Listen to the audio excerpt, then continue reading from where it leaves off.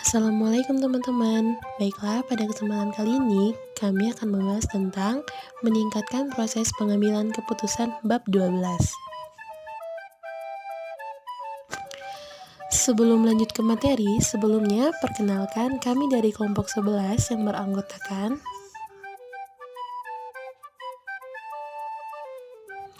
yang pertama ada Penanes Jual Manalu dengan NPM C1C0181114. Selanjutnya, ada Ilham Rofianda Ramadan dengan NPM C1C018087.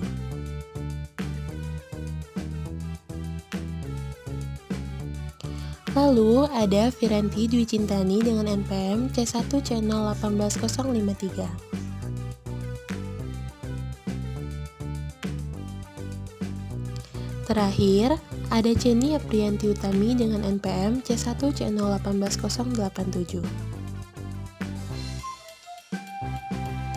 Yuk langsung saja masuk ke materi pertama. Untuk materi pertama akan dijelaskan oleh saya sendiri, yaitu Firanti Dwi Cintani. Pengambilan keputusan dan sistem informasi. Nilai bisnis yang meningkatkan pengambilan keputusan. Perusahaan dapat menentukan sejumlah keputusan pokok di mana investasi sistem baru mungkin dapat meningkatkan kualitas pengambilan keputusannya. Berbagai keputusan diambil pada semua tingkatan dalam perusahaan, dan beberapa keputusan ini sifatnya umum, rutin, dan banyak. Walaupun nilai dari peningkatan setiap keputusan kecil, meningkatkan ratusan ribu keputusan yang kecil ini akan menghasilkan nilai tahunan yang sangat besar dalam bisnis.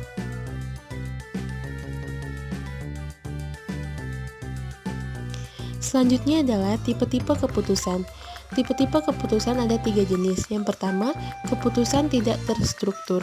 Keputusan tidak terstruktur adalah keputusan yang pengambilan keputusan harus memberikan pertimbangan, evaluasi, dan wawasan untuk memecahkan permasalahan. Kedua, keputusan terstruktur. Keputusan terstruktur adalah keputusan yang sifatnya berulang dan rutin serta melibatkan prosedur yang jelas dalam menanganinya, sehingga tidak perlu diperlakukan seakan-akan masih baru. Yang terakhir, ada keputusan semi terstruktur. Keputusan semi terstruktur adalah keputusan yang hanya sebagian masalahnya mempunyai jawaban yang jelas tersedia dengan prosedur yang disetujui bersama. Secara umum, keputusan terstruktur lebih umum dijumpai pada tingkat organisasi rendah, sedangkan masalah tidak terstruktur lebih umum dijumpai pada tingkat tinggi. Assalamualaikum warahmatullahi wabarakatuh. Perkenalkan, nama saya Ilham Rofianda Ramadan. Baiklah, di sini saya akan menjelaskan mengenai proses pengambilan keputusan. Mengambil satu keputusan merupakan satu proses yang melibatkan banyak langkah. Simon pada tahun 1960 menggambarkan 4 langkah berbeda dalam mengambil keputusan, yaitu kejelasan, rancangan, pilihan, dan implementasi. Yang pertama yaitu intelijen, terdiri atas menemukan, mengidentifikasi, dan memahami masalah yang terjadi pada organisasi, mengapa masalah itu terjadi, di mana, dan akibat apa yang dialami perusahaan. Yang kedua, rancangan, melibatkan identifikasi dan pencarian berbagai solusi masalah. Yang ketiga yaitu pilihan, adalah tentang memilih alternatif solusi yang ada. Dan yang keempat yaitu implementasi, adalah tentang membuat alternatif yang dipilih dapat bekerja dan tetap mengawasi seberapa baik kerja solusi tersebut. Baiklah, yang berikutnya yaitu mengenai manajer dan pengambilan keputusan dalam dunia nyata. Yang pertama yaitu peran manajerial. Para manajer memainkan peran penting dalam organisasi. Tanggung jawab mereka adalah mengambil keputusan, membuat laporan, menghadiri rapat, hingga merencanakan pesta ulang tahun. Kita dapat memahami fungsi manajer dan perannya dengan lebih baik dengan cara mengkaji perilaku manajer gaya klasik dan kontemporer. Yang berikutnya yaitu model manajemen klasik, yang menggambarkan apakah yang dilakukan oleh manajer yang umumnya tidak dipertanyakan pada lebih dari 70 tahun sejak tahun 1920-an. Model manajemen klasik menjelaskan fungsi manajerial secara formal, tapi tidak menunjukkan apa yang dilakukan para manajer secara terperinci saat mereka merencanakan, memutuskan sesuatu, dan mengendalikan pekerjaan orang lain. Yang berikutnya yaitu model perilaku, menyatakan bahwa ketika perilaku yang sebenarnya dari para manajer terlihat menjadi kurang sistematis, lebih informal, kurang efektif, lebih reaktif dan kurang terorganisasi dengan baik daripada model klasik yang telah kita yakini.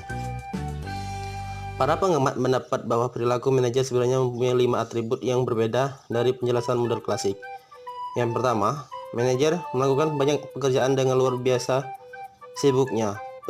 Penelitian mendapati bahwa para manajer menangani lebih dari 600 aktivitas yang berbeda setiap harinya tanpa istirahat. Yang kedua, aktivitas manajerial terpecah-pecah. Kebanyakan aktivitas bertahan kurang dari 9 menit dan hanya 10% dari aktivitas tersebut yang melebihi durasi 1 jam. Yang ketiga, manajer lebih menyukai informasi terkini, spesifik, dan ad hoc atau informasi yang tercetak seringkali sudah usang. Yang keempat, mereka menyukai bentuk komunikasi lisan daripada tulisan, karena media lisan memberikan fleksibilitas yang lebih tinggi, membutuhkan upaya yang lebih sedikit, dan memberikan respon yang lebih cepat. Yang kelima, manajer memberikan prioritas yang tinggi dalam mempertahankan hubungan yang bermacam-macam dan rumit, yang bertindak sebagai sistem informasi informal dan membantu mereka melaksanakan agenda personal mereka serta sasaran jangka pendek dan jangka panjang.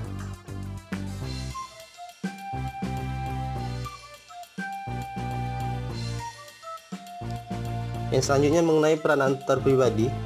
Dalam peran antar pribadi, para manajer bertindak sebagai figur utama dalam organisasi ketika mereka mewakili perusahaan mereka kepada dunia luar dan melakukan tugas-tugas simbolik seperti memberikan penghargaan kepada karyawan. Manajer bertindak sebagai pemimpin, memberikan motivasi, nasihat, dan mendukung bawahannya. Manajer juga bertindak sebagai penghubung antara berbagai tingkatan dalam organisasi. Pada setiap tingkatan tersebut, manajer bekerja sebagai penghubung antara anggota tim manajemen. Manajer memberikan waktu dan bantuan yang diharapkan akan dibalas. Peran informasi. Dalam peran informasi, manajer bertindak sebagai pusat saraf dari organisasi, menerima informasi terkini yang paling konkret dan mendistribusikannya kembali kepada mereka yang memerlukannya. Manajer adalah penyebar informasi dari juru bicara dalam organisasinya. Peran pengambilan keputusan. Manajer mengambil keputusan. Dalam peran pengambil keputusan, mereka bertindak sebagai wirausahawan dalam mengusulkan jenis-jenis aktivitas baru, menangani gangguan yang muncul dalam organisasi, mengalokasikan sumber daya kepada para staf yang membutuhkan, dan menegosiasikan konflik dan menjadi penengah antara kelompok-kelompok yang bertikai.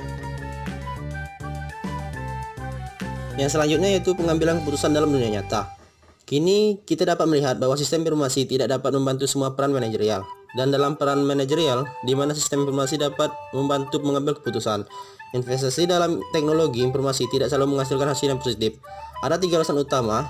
Yang pertama yaitu kualitas informasi, yang kedua penyaringan manajemen, dan budaya organisasi.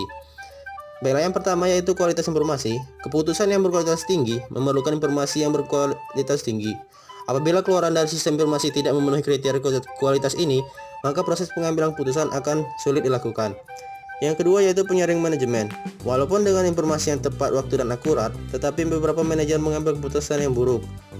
Para manajer menyerap informasi melalui serangkaian penyaringan untuk memahami dunia di sekitar mereka. Para manajer memiliki perhatian yang selektif, menitik beratkan pada jenis permasalahan dan pemecahan tertentu, dan memiliki bias-bias yang bervariasi yang menolak informasi yang tidak sesuai dengan konsepsi mereka sebelumnya. Dan yang ketiga yaitu politik dan inersia organisasional. Organisasi adalah birokrasi dengan kemampuan dan kompetensi terbatas untuk melakukan tindak-tindakan yang bersifat menentukan. Ketika lingkungan berubah dan perusahaan perlu mengadopsi model bisnis baru untuk bertahan, kekuatan yang besar dalam organisasi menolak pengambilan keputusan untuk perubahan besar. Keputusan yang diambil perusahaan sering menunjukkan penyeimbangan dari kelompok-kelompok yang berbeda dalam perusahaan, dan bukan solusi yang terbaik atas masalah yang dihadapi.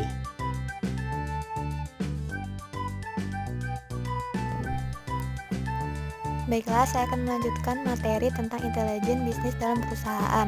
Intelijen bisnis atau BI merupakan suatu istilah yang digunakan oleh para pemasok perangkat keras dan perangkat lunak, serta para konsultan teknologi informasi untuk menggambarkan infrastruktur bagi pergudangan, mengintegrasikan, melaporkan, dan menganalisis data yang berasal dari lingkungan bisnis, termasuk data yang besar. Infrastruktur dasar ini mengumpulkan, menyimpan, membersihkan, dan membuat informasi yang relevan tersedia bagi para manajer. Kemudian ada pemasok intelijen bisnis. Pemasok intelijen bisnis penting untuk mengingat bahwa intelijen bisnis dan analitis bisnis yang didefinisikan produk oleh para pemasok teknologi dan perusahaan konsultasi. Mereka terdiri atas perangkat keras dan perangkat lunak yang terjual dengan baik terutama oleh para pemasok sistem yang besar kepada perusahaan Fortune 500 yang sangat besar. Kemudian lingkungan intelijen bisnis. Terdapat 6 elemen dalam lingkungan intelijen bisnis. Yang pertama, data dari lingkungan bisnis. Yang kedua, infrastruktur intelijen bisnis. Yang ketiga, seperangkat alat bantu analitis bisnis. Yang keempat, metode dan pengguna manajerial. Yang kelima, platform pengiriman SIM, DSS dan ESS. Kemudian yang terakhir, antarmuka para pengguna.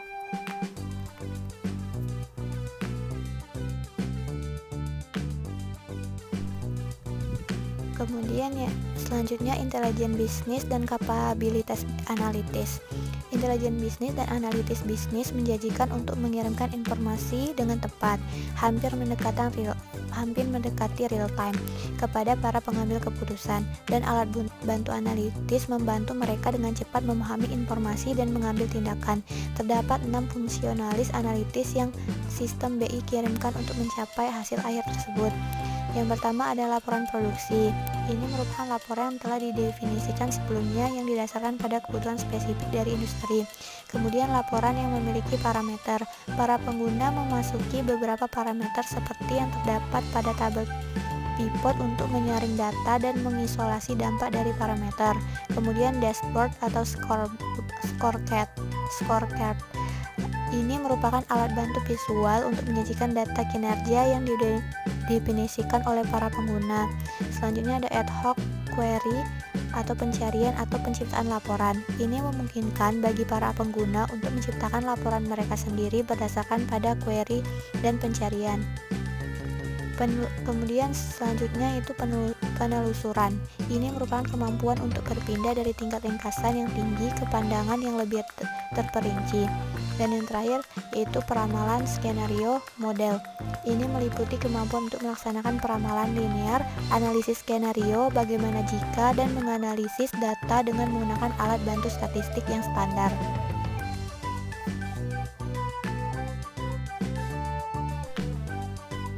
Selanjutnya, siapa yang menggunakan intelijen bisnis dan analitis bisnis? Pada bab sebelumnya telah membahas pengguna informasi yang berbeda dalam perusahaan bisnis dari manajemen senior hingga manajemen menengah, analisis dan karyawan operasional. Hal ini juga berlaku bagi sistem BI dan BA. Lebih dari 80% audiens BI terdiri atas para pengguna santai yang sangat mengandalkan pada laporan produksi. Para eksekutif senior cenderung untuk menggunakan BI untuk memonitor aktivitas perusahaan dengan menggunakan antarmuka visual seperti misalnya dashboard dan kartu nilai atau scorecard. Para manajer menengah dan para analisis cenderung untuk tenggelam dalam data dan perangkat lunak, memasukkan query dan memilah-milah, serta membagi data seiring dengan dimensi yang berbeda. Para karyawan operasional akan sejalan dengan para pelanggan dan para pemasok. Sebagian besar mencari laporan-laporan yang telah dikemas. Selanjutnya ada laporan produksi. Output yang paling banyak digunakan dari alat bantu BI atau intelijen bisnis adalah laporan produksi yang telah dikemas. Selanjutnya analitis prediktif. Kemampuan terpenting dari analitis intelijen bisnis adalah kemampuan untuk membuat model atas peristiwa dan perilaku pada masa mendatang. Seperti misalnya probabilitas seseorang pelanggan akan memberikan tanggapan atas penawaran untuk membeli suatu produk. Analitis prediktif atau predictive analytical merupakan analisis statistik, teknik penelusuran data historis dan asumsi mengenai kondisi pada masa mendatang untuk memprediksi kecenderungan masa yang akan datang dan pola perilaku.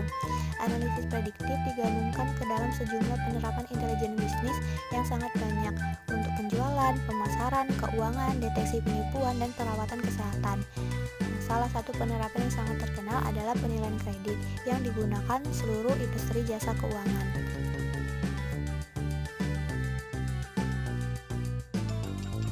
Selanjutnya adalah analisis data besar. Banyak peritel online yang memiliki kapabilitas untuk membuat rekomendasi atas produk yang diwujudkan melalui online pada para pengunjung situs web mereka untuk membantu dalam menstimulasi pembelian dan membimbing keputusan mereka mengenai barang dagangan yang disediakan. Namun, sebagian besar dari rekomendasi produk tersebut didasarkan pada perilaku dari kelompok-kelompok yang hampir sama dengan pelanggan. Seperti misalnya, mereka dengan tingkat pendapatan di bawah $50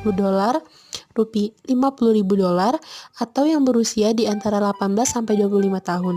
Sekarang, beberapa telah memulai untuk menganalisis jumlah pelanggan online dan dalam gerai yang sangat besar yang telah mereka kumpulkan seiring dengan data pada media sosial untuk membuat rekomendasi tersebut menjadi lebih individual.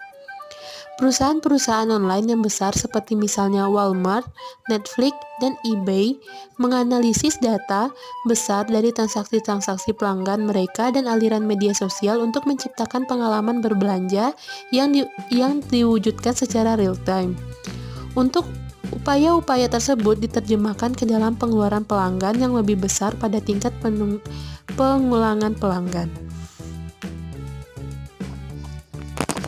Baiklah, saya Fernandes Joel Manado dengan NPM 1C018114 akan menjelaskan materi selanjutnya, masih tentang pengguna intelijen bisnis dan analitis bisnis. Siapa lagi yang menggunakan intelijen bisnis dan analitis bisnis selain dari yang sudah dijelaskan sebelumnya? Ya, visualisasi data, analitis visual, dan sistem informasi geografis. Dengan menyajikan data dalam bentuk visual, maka visualisasi data atau data visualization dan alat bantu analitis visual dapat membantu para pengguna untuk melihat pola dan hubungan dalam sejumlah besar data yang sulit untuk dipahami jika data disajikan dalam bentuk daftar teks tradisional atau angka-angka. Data disajikan dalam berbagai macam bentuk grafik, diagram, dashboard, dan peta. Orang-orang menjadi lebih terlibat ketika mereka menyaring informasi yang disajikan secara visual dan mengembangkan wawasan mereka sendiri. Sistem informasi geografis. Sistem informasi geografis atau Geographic Information Systems atau disingkat dengan GIS adalah suatu kategori khusus dari alat bantu untuk membantu para pengambil keputusan memvisualisasikan permasalahan yang memerlukan pengetahuan mengenai distribusi secara geografis atas orang atau sumber daya lainnya.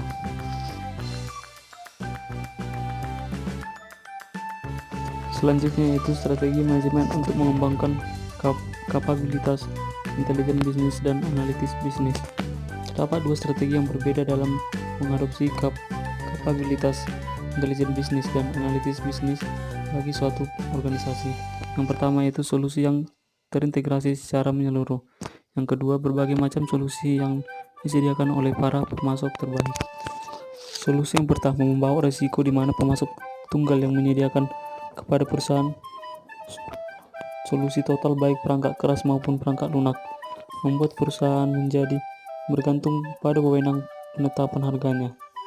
Ini juga menawarkan keuntungan dalam berurusan dengan satu pemasok tunggal yang dapat mengirimkan dalam skala global. Solusi yang kedua menawarkan fleksibilitas yang lebih besar dan kemandirian, tetapi dengan risiko yang berpotensial menyulitkan dalam mengintegrasikan platform perangkat lunak terhadap perangkat keras maupun perangkat lunak lainnya.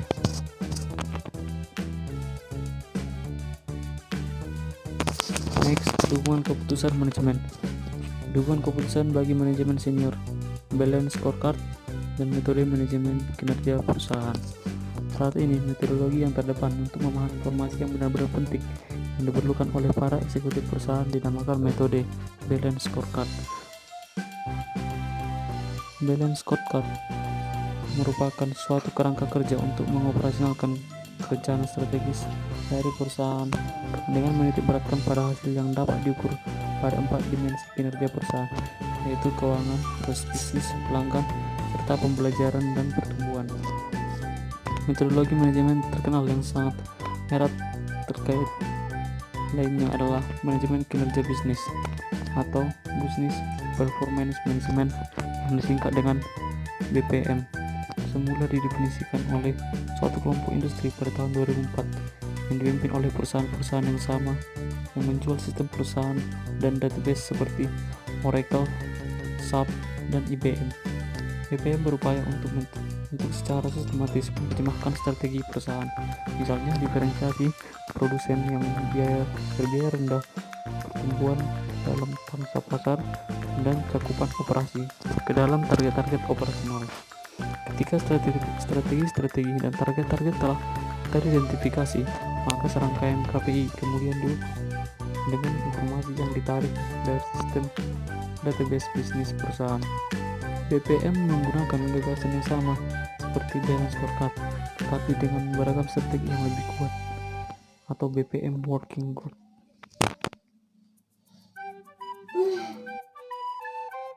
Teori yang terakhir yaitu sistem pendukung keputusan kelompok atau BDSS.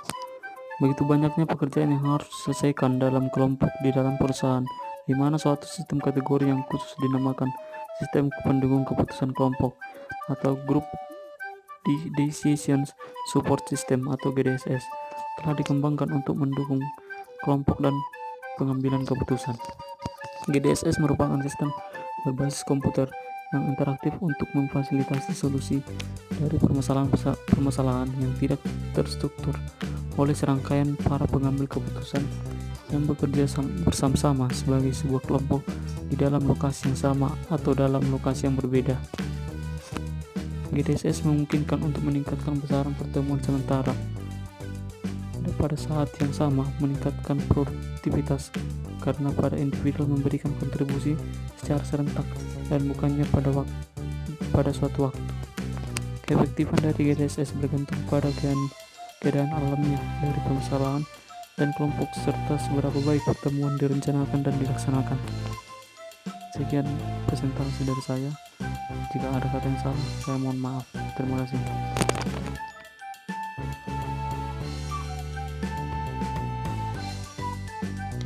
Nah, itulah tadi materi yang dapat kami sampaikan. Mohon maaf apabila ada salah kata. Kepada Allah kami mohon ampun. Wassalamualaikum warahmatullahi wabarakatuh. Terima kasih teman-teman.